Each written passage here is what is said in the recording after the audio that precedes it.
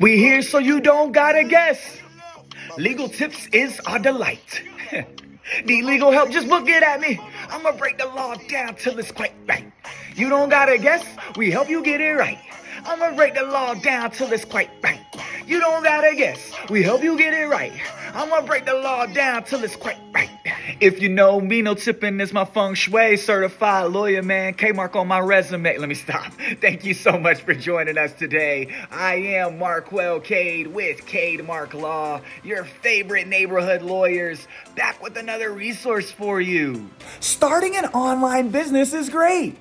It immediately exposes you to a global market. You can also accept credit card payments instantly. There's no need to grow your brand from one location to another slowly. So many benefits. But the immediate access to out-of-state and out-of-country customers comes with unique considerations and concerns. And given your various needs as an online business, you'll want to know the multiple laws under which you must operate. Today, we're going to talk the legal considerations for your online business. The first consideration or need, your online business needs a business license. Whether an online or brick-and-mortar location, every business must have the proper licenses to do business in each state that it's doing business in.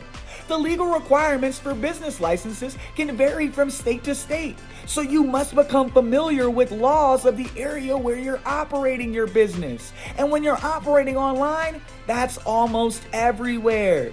The type of licensure you'll need will also depend on what kind of industry you're in. Review the online store legal requirements from state to state or in states where you're conducting your online business for more. Another consideration, collecting sales tax. Your online business must collect sales tax nationwide. The laws regarding online retailers across the country have evolved over the years. And before the U.S. Supreme Court decided South Dakota versus Wayfair, online entrepreneurs didn't need to collect taxes in locations without a physical location. But these days, you need to collect sales tax for the states where you sell products. This is why when you're shopping on Amazon, for example, you are still assessed a sales tax based on your shipping address. Along those same lines, your online business must have a seller's permit to collect sales tax. You can't collect sales tax unless you have a seller's permit in each jurisdiction where you need to manage your online business. This means that collecting sales tax can be different as each state has its own rules and regulations. There may be a sales tax for the entire state, and then there may be additional tax rates for cities and special counties. In addition, you will need a tax ID number. The IRS requires you to have an employer identification number, also known as an EIN. This allows your company to pay federal taxes.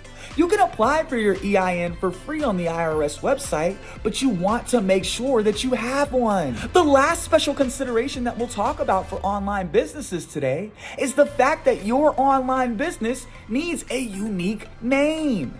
This comes with its own trademarks, its own intellectual property protections, and its own domain protections.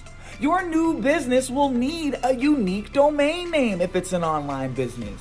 Without a domain name, you can't have a website. You can't conduct your online business.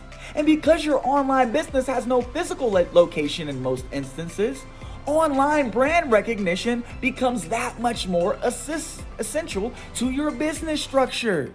This means that you'll need to make sure that you're building brand identity, brand recognition, having control over your domain and maintaining that control. You want to protect your trademarks, protect your intellectual property, and make sure that your online business is set up with a brand that can thrive. That's all, folks. Thank you so much for joining us today. Now, this is not a comprehensive legal guide for online businesses and forming online businesses, but just a few things that you should be aware of. Legal things that you should consider if you're starting an online business. Once again, I am Marquel Cade with Cade Mark Law, your favorite neighborhood lawyers. Protect your brand, grow your business. Stay frosty, my friends. We'll see you next time. We hope this was helpful.